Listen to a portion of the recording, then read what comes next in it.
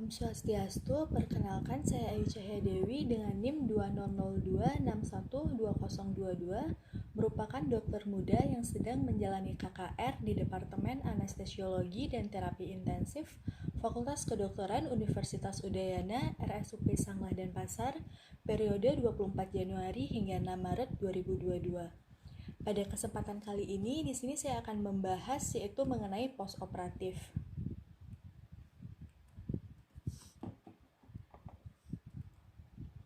Adapun beberapa konten yang akan saya bahas dalam pemaparan kali ini yaitu ada anestesi, kemudian ada tahapan anestesi, dan yang terakhir yaitu mengenai postoperatif. Baik, untuk yang pertama yaitu saya akan menjelaskan mengenai anestesi itu sendiri, di mana anestesi atau pembiusan berasal dari bahasa Yunani yang dimana an yaitu berarti tidak atau tanpa, dan aesthesos yaitu berarti persepsi atau kemampuan untuk merasa. Nah, oleh sebab itu, sehingga anestesi merupakan suatu cabang ilmu kedokteran yang mempelajari mengenai tata laksana untuk mematikan rasa. Nah, rasa yang dimatikan itu seperti rasa nyeri, rasa tidak nyaman pada pasien, dan rasa lain yang tidak diharapkan. Anestesiologi itu sendiri juga merupakan ilmu yang mempelajari tentang tata laksana untuk menjaga atau mempertahankan hidup pasien selama mengalami kematian akibat obat anestesi. Nah, anestesi yaitu berarti hilangnya rasa atau sensasi. Istilah yang digunakan oleh para ahli dengan maksud untuk menyatakan bahwa terjadi kehilangan rasa secara patologis pada bagian tubuh tertentu atau bagian tubuh yang dihendaki. Nah, adapun trias dari anestesi itu sendiri yaitu ada 3, yaitu ada hipnotik, kemudian ada analgesik, dan juga ada relaksasi otot rangka. Dimana hipnotik itu sendiri yaitu berarti tidak sadarkan diri, kemudian analgesik yang berarti bebas dari nyeri, kemudian relaksasi otot rangka yang diartikan sebagai mati gerak. Nah, di mana untuk mencapai dari trias anestesi ini sendiri dapat digunakan hanya satu obat atau menggunakan kombinasi dari beberapa obat yang mempunyai efek khusus, misalnya yaitu seperti obat hipnotik yang dikombinasikan dengan relaksan otot.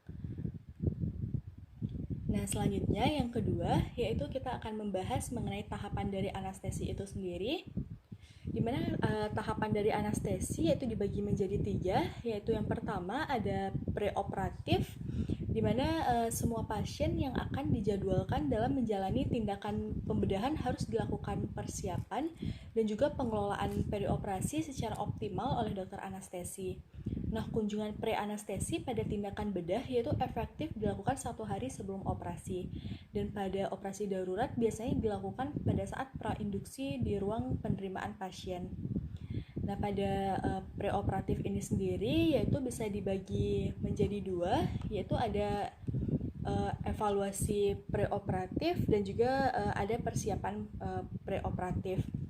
Dimana pada evaluasi preoperatif yaitu tujuannya untuk mengetahui status fisik dari pasien praoperatif, kemudian mengetahui dan menganalisis dari jenis operasinya, kemudian memilih jenis atau teknik anestesi yang sesuai, kemudian memprediksi adanya kemungkinan penyulit yang akan terjadi selama bedah atau pasca bedah, kemudian untuk mempersiapkan obat yang menanggulangi penyulit yang akan diprediksi.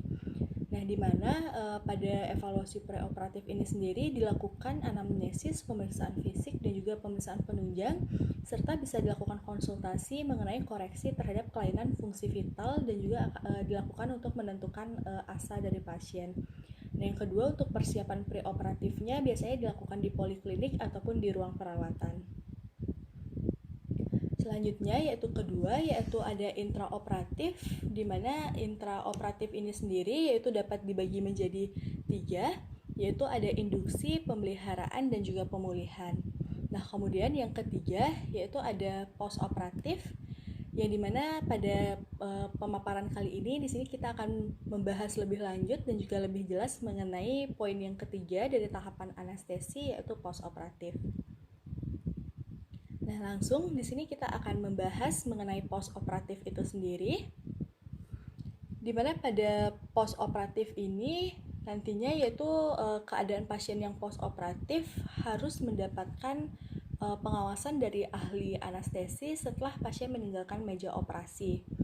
Nah, pengawasan tersebut akan ditangani pada recovery room atau ruang pemulihan, yang dimana pada masa transisi kesadaran pasien masih belum sempurna sehingga cenderung mengalami atau terjadinya komplikasi yang serius, yaitu seperti terjadi aspirasi dikarenakan oleh sumbatan jalan nafas yang lebih besar, ditambah lagi dengan adanya refleks batuk, muntah, dan juga menelan yang juga belum kembali ke normal.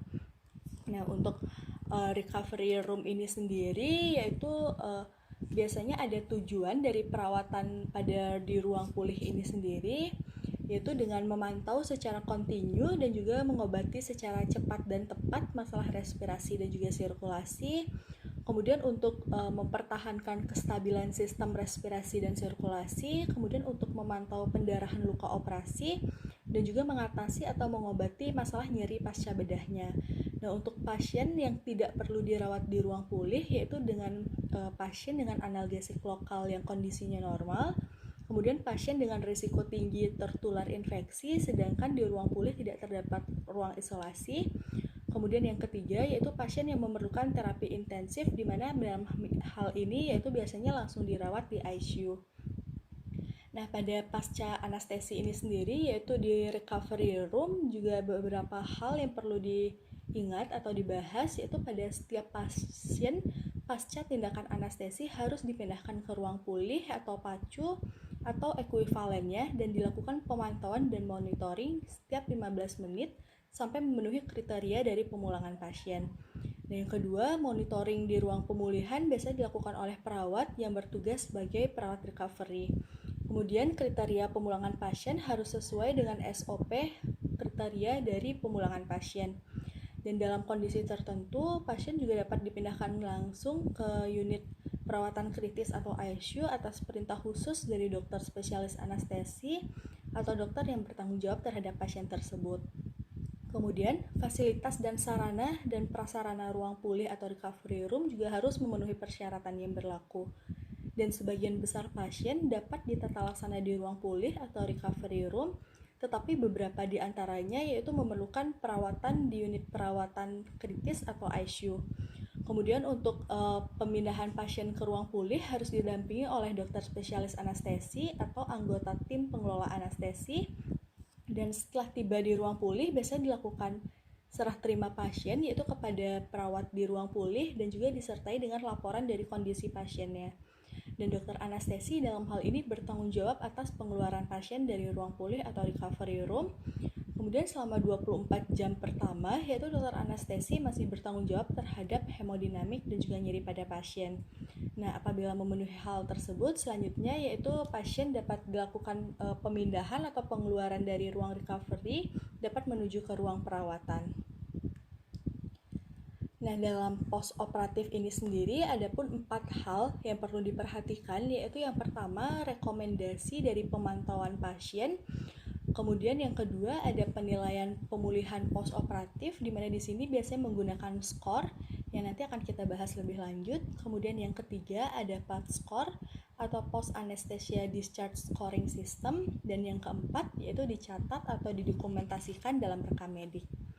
Nah, kita akan membahas satu persatu, di mana yang pertama yaitu rekomendasi dari pemantauan pasien tersebut pada post-operatif, di mana pada hal ini yang perlu diperhatikan yang pertama bisa dilihat respirasi, kardiovaskular, neuromuskular, status mental, nyeri, mual, dan muntah. Namun dalam hal ini juga kita perlu memperhatikan kesadaran pasiennya. Biasanya beberapa masalah yang dihadapi yaitu adanya pemanjangan waktu pemulihan kesadaran, kemudian adanya gaduh gelisah pada pasien yaitu pasca bedah, yang dimana penyebab dari gaduh gelisah pasien pasca bedah itu bisa akibat dari penggunaan ketamin sebagai obat anestesi, atau bisa karena nyeri hebat, hipoksia, buli-buli yang penuh, stres berlebihan prabedah, dan juga biasanya pada pasien anak.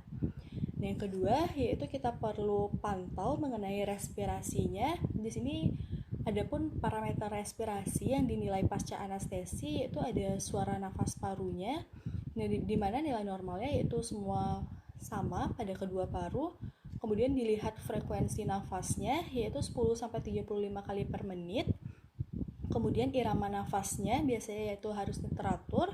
Kemudian untuk volume tidalnya minimal 4-5 mili per kilogram berat badan. Kemudian dilihat kapasitas vitalnya yaitu 20-40 mili per kilogram berat badan. Kemudian dilihat inspirasi paksanya yaitu min 40 cmH2O.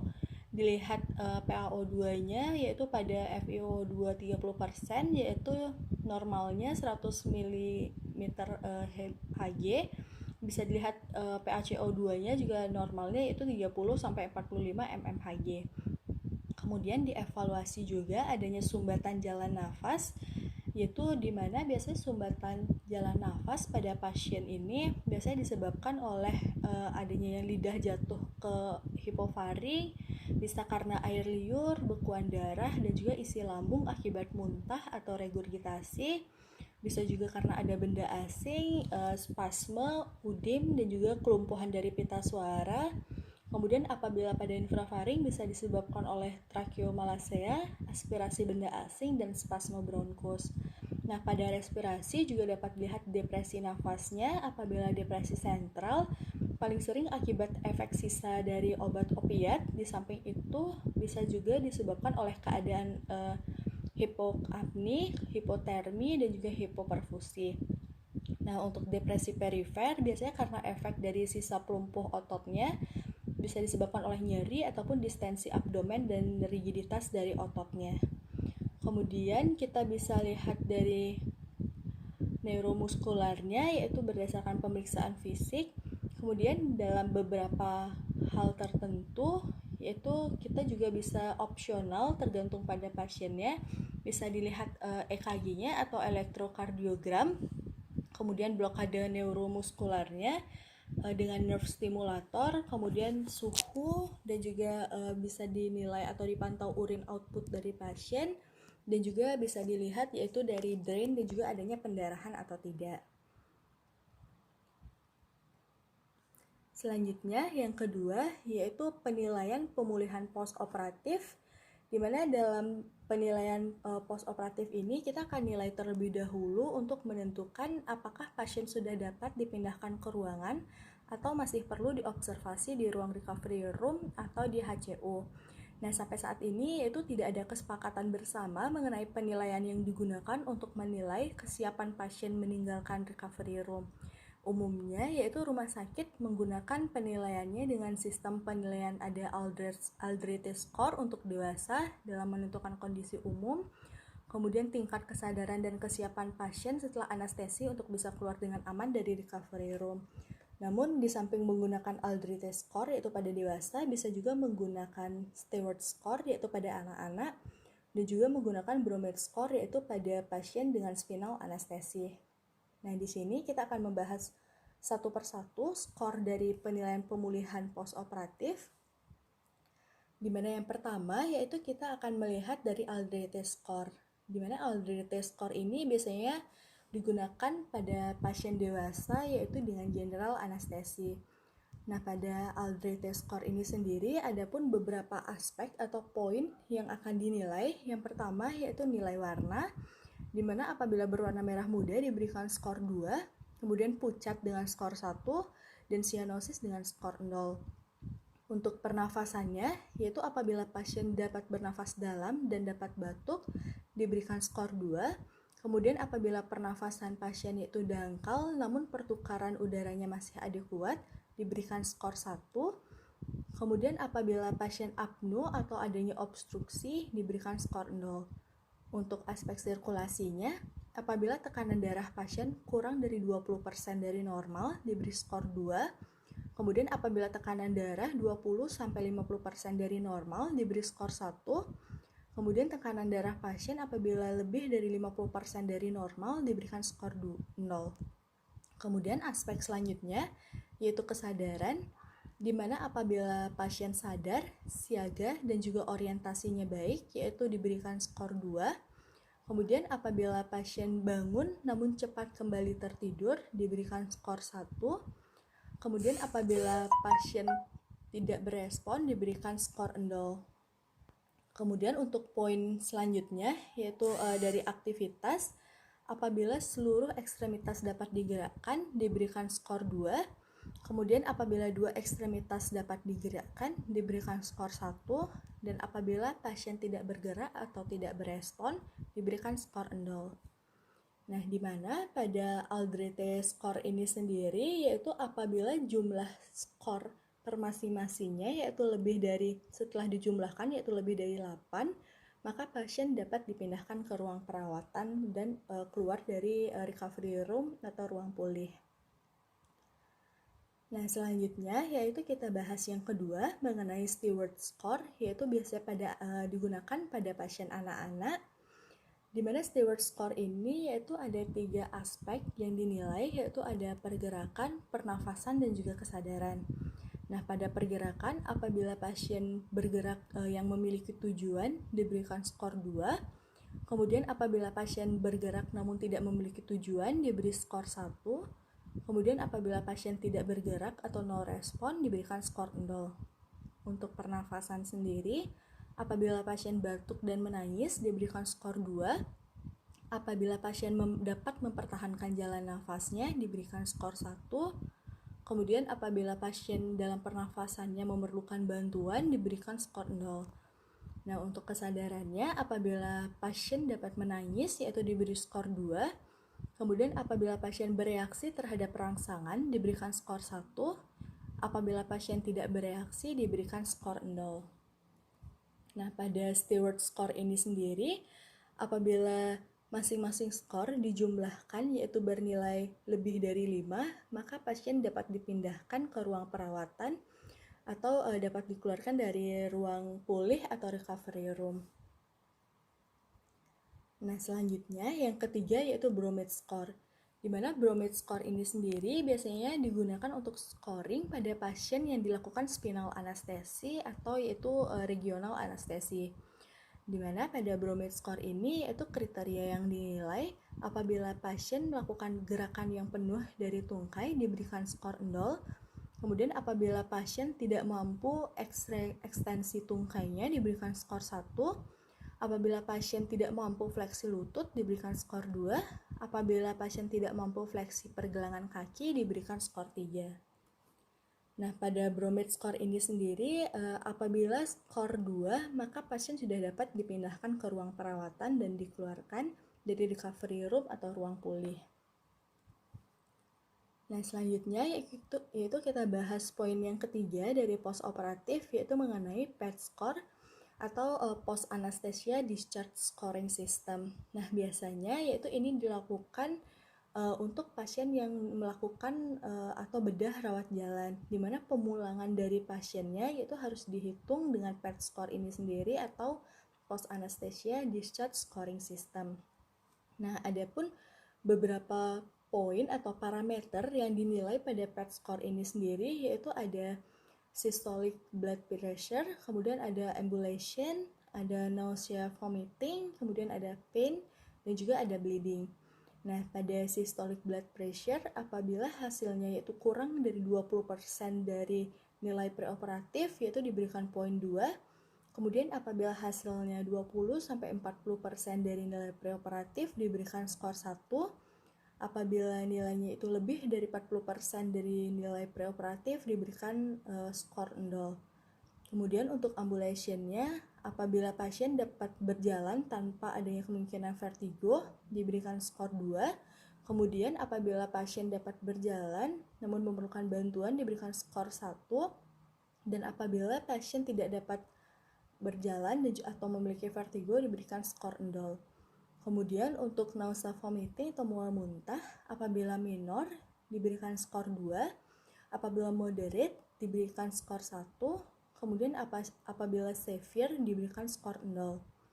Untuk nyeri atau pain-nya apabila minor yaitu dengan visual analog scale atau VAS dengan nilai VAS yaitu 1-2 diberikan poin 2. Kemudian apabila nyerinya moderate dengan nilai VAS yaitu 3-4 diberikan skor 1. Kemudian apabila nyerinya severe dengan nilai VAS itu lebih dari 4 diberikan skor 0. Untuk pendarahan ataupun bleeding, apabila pendarahan dan bleedingnya itu minor diberikan skor 2. Kemudian apabila bleeding dan pendarahannya itu moderate diberikan skor 1, dan apabila pendarahan atau bleedingnya severe diberikan skor 0. Nah, pada PET score ini sendiri yaitu apabila hasil dari poinnya lebih dari 9 atau lebih dari sama dengan 9, maka pasien dinyatakan boleh keluar dari PACU atau pasien dapat pulang. Nah, kemudian untuk poin postoperatif yang keempat yaitu semua hasil dari pemeriksaan terhadap pasien dapat dicatat dan juga atau bisa didokumentasikan dalam rekam medik pasien. Nah, baik, sekian pemaparan saya yaitu mengenai postoperatif. Semoga ilmu yang saya paparkan yaitu dapat bermanfaat bagi pembaca ataupun bagi pendengar. Berbagai saran dan juga kritikan dapat saya terima. Sekian dari saya, terima kasih. Om Santi Santi Santi Om.